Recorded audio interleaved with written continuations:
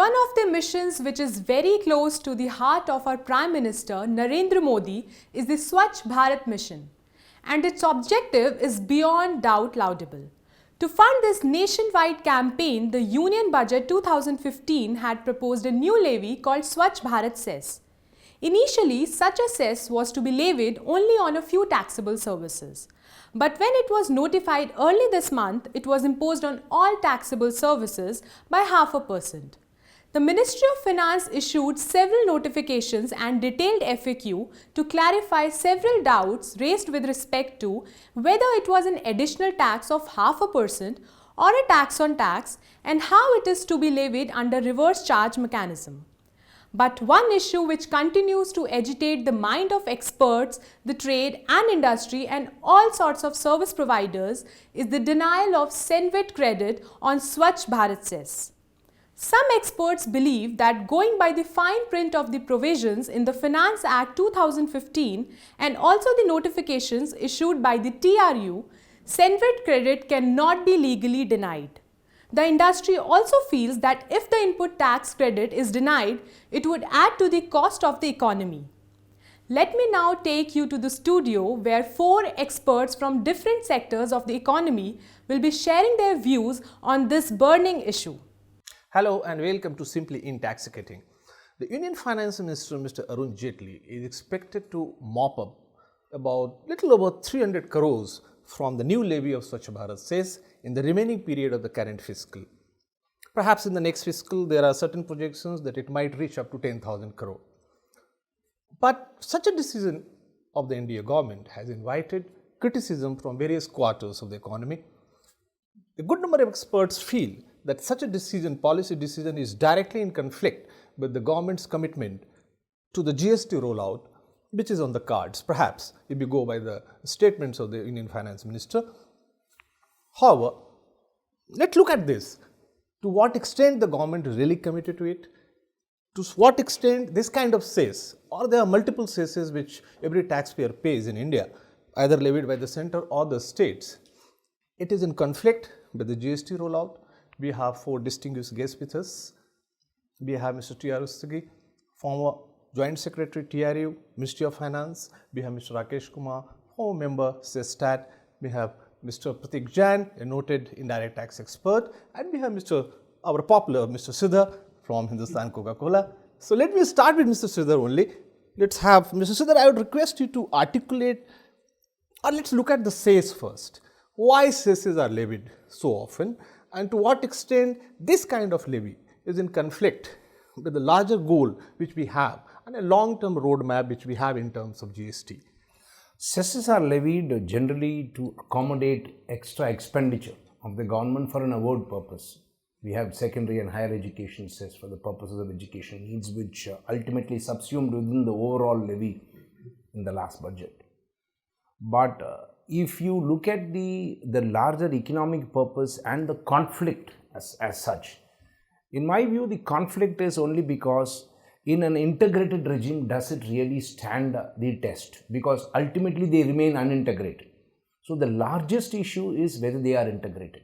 And you have asked the question bang on the point, and this cess also remains unintegrated. Prateek, what about you? How do you look at this? 0.5% cess, actually it is not 0.5 because at every stage you will have this cess without CENEVAT, direct conflict with GST. In 2009, the Empowered Committee issued a discussion paper which clearly said that all cesses and surcharges will be subsumed under GST. Right. If this does not happen, what signal will it give to the international community, to the people who want to see ease of doing business in India? And you also impose it from the middle of the month. And imagine a situation where you get a mobile phone bill, they'll have to split the bill for 1st to 14th and from 15th to 30th. And these kind of things, there should be greater sort of cognizance of the issues the industry would face. So it's not the amount which is required, the fund which is required, the manner in which it will be imposed is particularly disappointing. Sir, you have been in the TRU. Normally, so this kind of, this Swachh Bharat Cess it was notified on 6th to be effective from 15th. So, as Mr. Prateek is suggesting that, it creates a lot of problem. It also multiplies the compliance cost. Is it possible, sir, should really the policy makers and the government take care of this kind of convenience of the taxpayers? or it really taxes them if they delay it? Or is it the fear of losing more revenue or the greed of collecting little extra? Actually, cesses are a history in this country, and as he rightly says that it is because you require money for a particular purpose. I mean, apart from the money which you are collecting as taxes, those taxes may be distributed between the center and the states.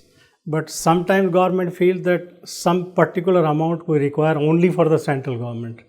So it is for that reason that these cesses have been levied from time to time, and they are actually accruing to central government revenue only. They are not distributed between the center and the states. But the real issue is that there is a huge tax gap in this country because you are not collecting enough taxes despite multiplicity of taxes. So the political setup or the people who matter in decision making, they are under pressure sometimes to get extra money for certain initiatives. Swachh Bharat is one of them. So from where do you get this extra money? Because you are not collecting enough taxes already. If you are collecting enough taxes, you can certainly give a portion of that to the central government for Swachh Bharat initiative. So what is your take on this issue, sir? The cess versus the potential to collect revenue, etc. Cess as such is not compatible with the concept of CNEVAT and the GST to which we will be migrating. At present, there are about more than 30 different cess being levied by the central government and a number of cess being levied by state government. Out of the 30 and odd cess being levied by the central government, only a few are CNEVATable. That is, they are mentioned as eligible for CNEVAT under Rule 3(1) of the CNEVAT Credit rules. Some of the cess like this highway cess or clean energy cess and the recent Swachh Bharat, they are not even mentioned. So when such a huge amount of revenue which is being collected under say highway cess or Swachh Bharat cess, it is not CNEVATable. So it breaks the CNEVAT chain. So and it will add to the cost. If the purpose is laudable, is there any other method to collect this?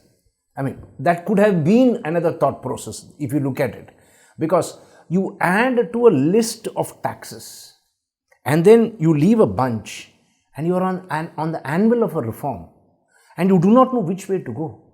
And after the last week's press interview where the secretary has gone on record to say that there will be no CNEVAT available. Right. Now, you on one hand have a constitution amendment bill pending before the Rajya Sabha. The session is about to begin, the winter session is about to begin. And we are talking about subsuming of cesses. And you have a disintegration at the beginning of the session. Every time we have seen, there is always that our larger intent in this country is fantastic. But we always go 2 steps forward and this has brought us back 1 step.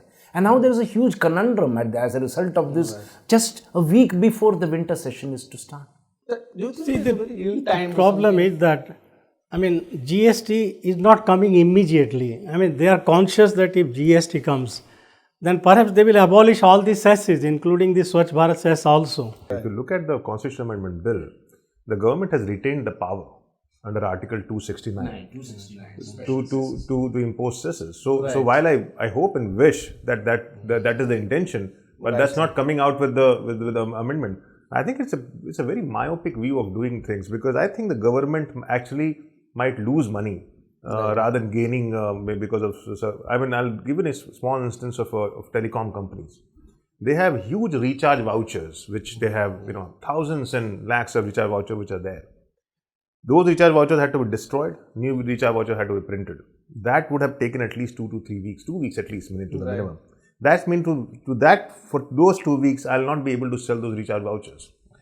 And that means that your telecom consumption for those 15 days will reduce drastically. Absolutely. So in fact, in order to gain 0.5%, they have actually lost 14% on that amount. So I think it's a very, very myopic view of looking at things to look at this for 4.5 months. You don't look at the industry problems, the IT system that I had to modify, the invoice system that I have to modify. It's a huge thing for industry. The cost of compliance is much more for many goes up. companies than 0.5% of the tax. And how do you go back to the parliament and say this alone will not subsume or this will subsume when that specific article is staying outside? No, but what is the problem? I mean, frankly speaking, you are already paying service tax, you are already paying excise. So the assessees who are to pay this Swachh Bharat Cess, they are the same class of people who are paying service tax anyway, because you are collecting cesses only from your service tax taxpayers. So there is no extra kind of a taxpayer base which you are creating or asking them to pay. The problem is that so far as the CNEVAT is concerned, they are saying loudly and clearly that we don't want to give CNEVAT. Right. And as I see, there is a rationale for that.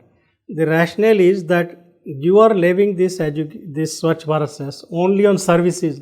Right. You are not levying the cess on manufactured products in the kind of excise duty. Now your CNEVAT is an integrated kind of a scheme that you give the CNEVAT credit of services along with on the excise duty or excise duty with service tax. So what happens if you give the CNEVAT credit?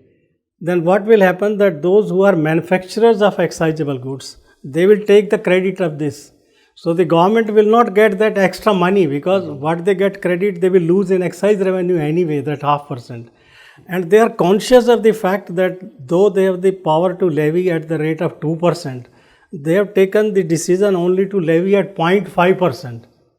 I mean, knowing fully well that because of the cascading effect, the total amount of tax may still be less than 2%. They could have levied even at 2% and they have the choice to do so. But they have levied only 0.5%, knowing fully well that there will be cascading, but that cascading can perhaps be tolerated for the time being. And my feeling is that till GST comes, it may come on 1st April, it may come on 1st October, it may come 1st April 2017.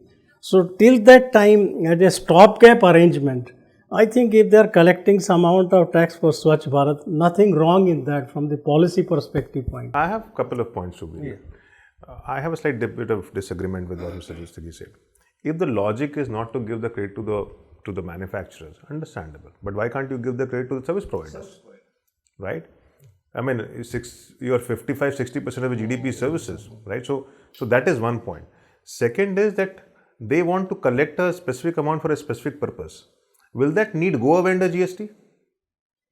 On what basis are we then saying that cess should not be there under GST? That logic of collecting a specifically earmarked fund for a specific purpose will be as relevant under GST as it is now. So therefore, if we justify it by saying that it's only an ad hoc mechanism for 4.5 months and therefore, after GST comes in, the problem will go away, I don't think this problem will go away. And it's a question of intention of the government which bothers me more than the actual levy. That if your intention is not to have cess in the GST, then you would not have had cess now. And if you are having cess now, this is so close to GST, and of course there is an element of uncertainty there, then maybe it's a question of intention. If the union government were to do this, then you look at what the states will do in the balance period of the 5 months. I mean, you can't restrain in a federal setup the power of the state within its limited capacity to levy an additional tax. Suppose if for an MRP based product, the sales tax VAT keeps on increasing. The concerned associations represent to the Government of India through the abatement committee. This is the correct situation. So this is what we envisaged. The standard response we get is that how can we rein in the states from not increasing the VAT? Which is included for the purpose of computation of abatement, if that is the answer, then look at this situation. Then how will you rein in the balance 5 months? What is the power under the federal setup you will rein in people? That's a very practical. Yes, sir. I think the only issue is that one can say that it could have been 0.5% on services. I mean, they could increase the service tax rate to 14.5%. 14.5 is straight away. One could do that is the point I think everybody is trying to make. That instead of this, nobody had prevented the government from making an allocation, earmarking certain funds in the budget. I mean, because the cesses Bharat are not distributed and they want for a particular purpose. That is why they find difficult to increase to 14.5% because that will be a shareable tax. Every cess is a tax for a particular purpose. One way is that raise the tax and have budgetary allocation. Instead of that, levying the cess creates several administrative problems. First, that there is separate account head Sometimes some cess are send-wettable, some are not send-wettable. Then another important question arises, so like this Swachh Bharat cess. Now, what about the exempted services? Will they attract? Now, it is an area of litigation, and there are going to be litigation, which will increase the compliance cost. Point that is making, that increased litigation, is very pertinent, because see, the amount that you're collecting is not that significant. Now, simple point, whether services provided till 15th of November for which the invoices are raised later, whether that will be liable to tax or not, has not been clarified. You have clarified that you have raised the invoice and collected the money, then it's not liable. Now, we were talking about it because a new levy, we believe that any services provided before 15th of November should not be liable, irrespective of the raising of invoice or receipt of payment. That does not seem to be the intention. Now, industry has generally taken a view that they will not pay tax on that to the extent services have been provided before 15th, irrespective of whether invoice date is later or not. Now, this is a classic case where everybody will get a show cause notice. Everybody will go and fight this. And therefore, you will notice that the amount that they will spend on litigation will be much more than the amount that the government will collect. So, this another very interesting aspect, that if we look at the collection projections, which is going to be a little more than 300 crore this fiscal, sir. But the compliance costs, sir, because that again, that's a cost to the economy.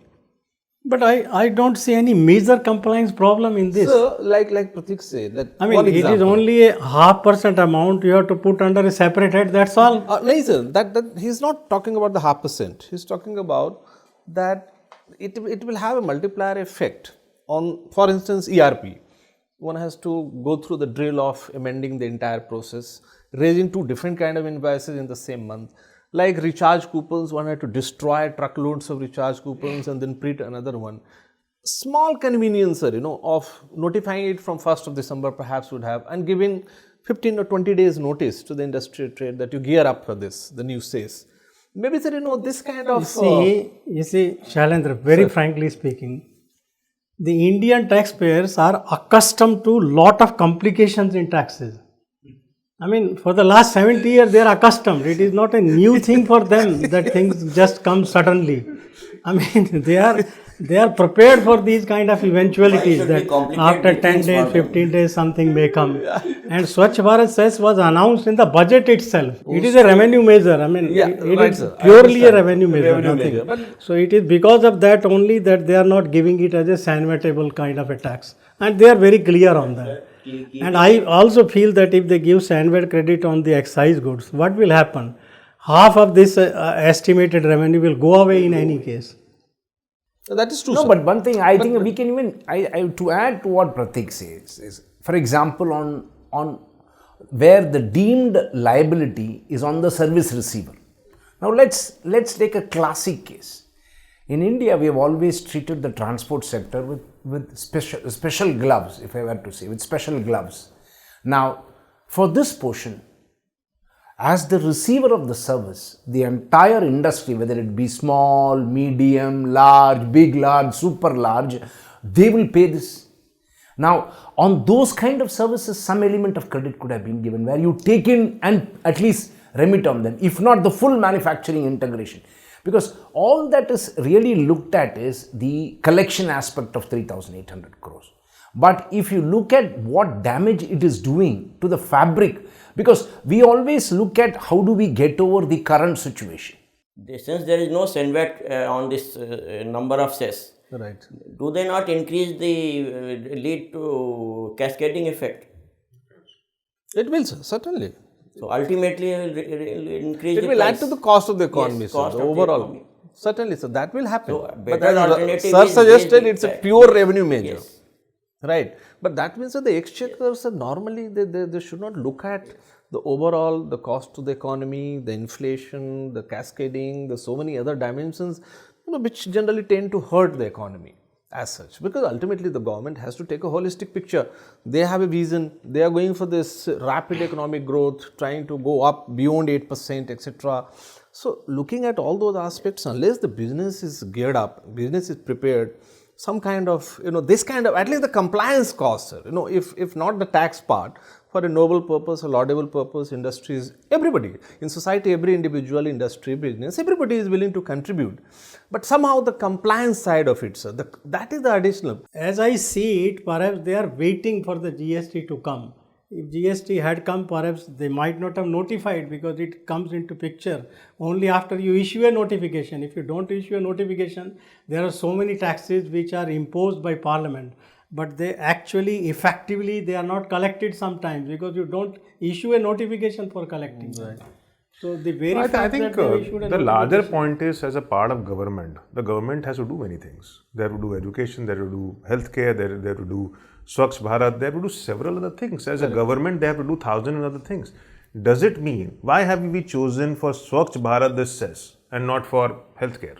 No, not for minority affairs, not for female education. I think the trend is that if you want to collect somehow, by in the garb of cess, then tomorrow you can do for everything. So any new initiative, does it require a separate cess? Is the other question. Of course, you need funds for this. Right, so nobody is denying the funds are not required for this. But does it require a separate levy like a tax? That is the question. No, that is a political decision. I mean, those things are decided politically, whether a particular government wants to throw certain new schemes and collect money for them. That is a political decision entirely. But that is correct, sir. That's a political decision. But it's an important question, sir. We have a history. There is very recent history, education says, for instance, sir. As per the CAG audit, I was going through that, I find that nobody had clear-cut details how much education says actually was collected and how much was allocated and where exactly it was spent and how much money is left. So somehow, sir, the trail, the audit, the social audit is another dimension, the CAG audit is another dimension. Somehow, sir, this politics of says, it has been going on for so long. And don't you think that the time has come to put a stop to all these things? The sales business. But that, Shailendra, may not be restricted only to cesses. That question may be raised for spending the amount of taxes which you are collecting. That is also why correct, only sir. cesses? Why even the excise duty or custom duty or service tax also? The money which you are collecting or income tax in the name of taxes, whether the government is judicially spending them or spending them for the correct purposes, that is subject to scrutiny not only by Parliament, by any purpose or CAG or everybody. This has become a kind of loop line for the central government to mop up extra revenue. Yes. If there is a purpose. Immediate revenue, if they want, then they go for cesses.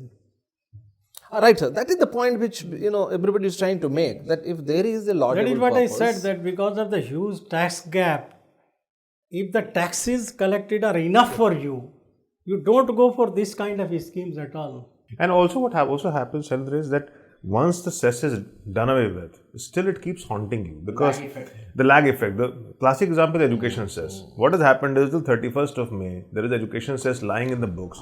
Suddenly for 1st of June, the service tax is not there. Right. Many industries which are like expansion mode where they have paid education cess, now they have to write it off.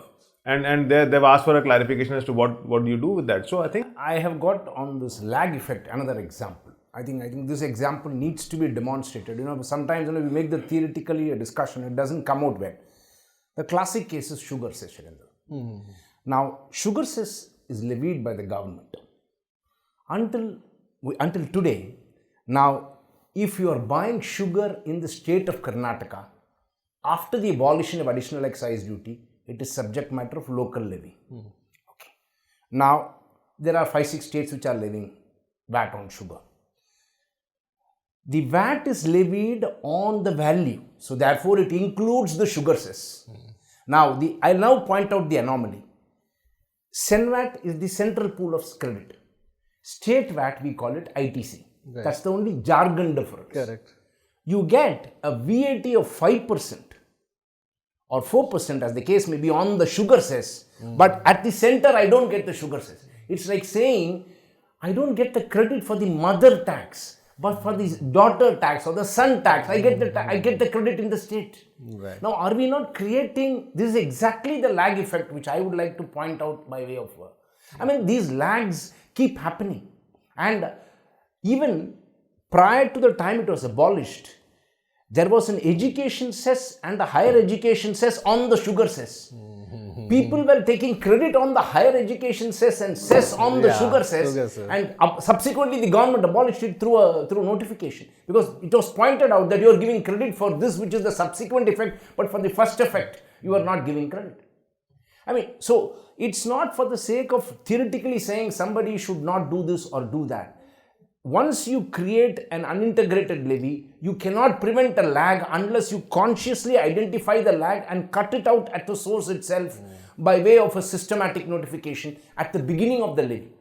Right. I think you have to wait till GST comes. In any case, all these problems will be taken care of hopefully by GST. So you have to wait for that. There is no way. I mean, these things are legacy of the past. I mean, the type of tax structure which you have been creating in this country at the central level, at the state level. So it has a history, and it is because of that all these problems are arising. That is why they are talking of GST, and that is why they are struggling so hard to bring GST. All the stakeholders are not on the same page. That is the issue now. I would like to go back to the issue of this lag syndrome, sir. Another issue which is bothering the industry and service provider, everybody, is that accumulated education cess. I think that is in the balance is there in the books, and the central government, the Ministry of Finance has not come out. They are not saying anything, and they don't know the assesses, they don't know what to do with it. That is another issue. Sir, that I think they should sort out. That brings us to the end of the show. Let me wrap it up. That, of course, I mean, the purpose is laudable so far as the cess is concerned, but the timing of it, I mean, that has been a major concern for the industry. Then the CNEVAT part of it, which will certainly have a cascading effect. So, if the government was very clear, or should we really interpret that the government is only orally committed to GST, so far as policy measures are concerned, perhaps the government at the back of the mind knows that it is likely to be delayed by 1 or more year. It's not going to be April 2016, maybe April 2017. And keeping in mind the commitment of the Prime Minister to Swachh Bharat mission, perhaps the government thought that this is the best way to mop up some additional revenue. Everybody is willing to contribute. The industry has no issue. But compliance cost is one additional burden which the industry wants, that is the government a little more sensitive in terms of understanding the needs. And the CNEVAT part, which as the sir rightly suggested, that so far as manufacturers are concerned, perhaps they wanted to avoid that. But service recipient, perhaps they could be given this. So maybe the TRU, the finance minister, would like to look into it and consider that request. And also the another apprehension which has been rightly expressed by Mr. Prateek, that whether the cesses will continue even after the GST, because we have that 269 is still there, which is a standalone. So all these aspects create a lot of apprehensions in the mind of the taxpayers. Maybe the policymakers, the political masters should look into it, and they should come up with little more concrete statements to assure the taxpayers that we are on the right path, and the government will certainly take care of all these concerns in the coming months. So let me thank all my guests on this note. Thank you. And thank you for making it a lively and enriching discussion and debate, sir. Thank you for watching TIL.